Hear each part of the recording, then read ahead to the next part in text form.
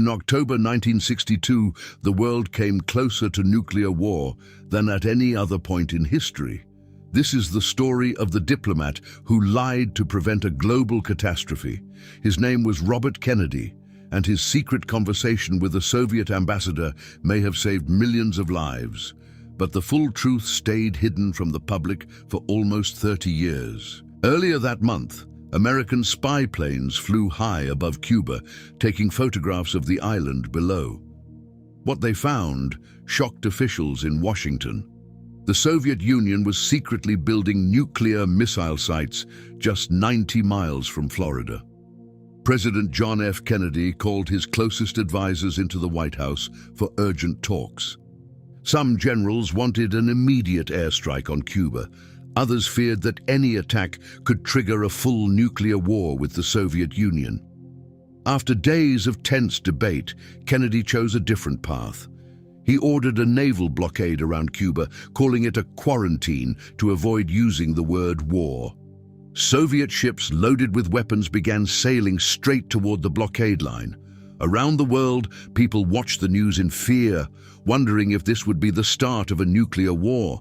Schools practiced emergency drills, and families stocked their basements with food and water. Inside the White House, Kennedy and his brother Robert exchanged urgent letters with Soviet leader Nikita Khrushchev. One letter from Khrushchev sounded reasonable and open to a peaceful solution, but a second letter arrived soon after, demanding that the United States remove its own missiles from Turkey in exchange for peace. This new demand put Kennedy in an impossible position. Late on October 27th, Robert Kennedy arranged a private meeting with Soviet ambassador Anatoly Dobrynin at the Justice Department in Washington. Behind closed doors, Kennedy made a quiet offer that history books would not fully reveal for decades. He told Dobrynin that the United States would secretly remove its Jupiter missiles from Turkey within a few months. But there was one condition. The deal had to remain completely secret. In public, the Kennedy administration would deny that any trade had ever taken place. This was the lie that history remembers. Not a lie to deceive the world into war, but a lie designed to hold the peace together. If Khrushchev's government leaked the secret deal, American allies in Europe might feel abandoned and betrayed. So both sides agreed to hide the truth, even from their own advisors.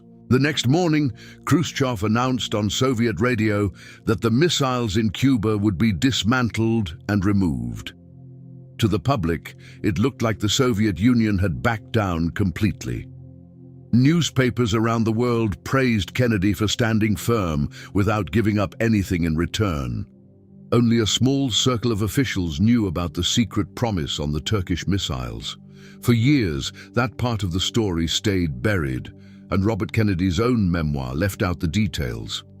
It was not until the 1980s, when Soviet officials began sharing their side of the story, that historians finally confirmed the secret deal.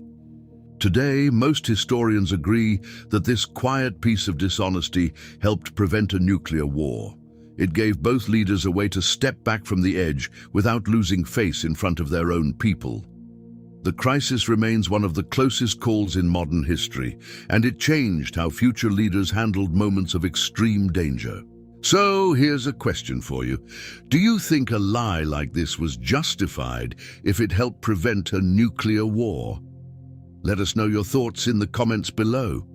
If you enjoyed this story, subscribe for more real, deeply researched history videos like this one.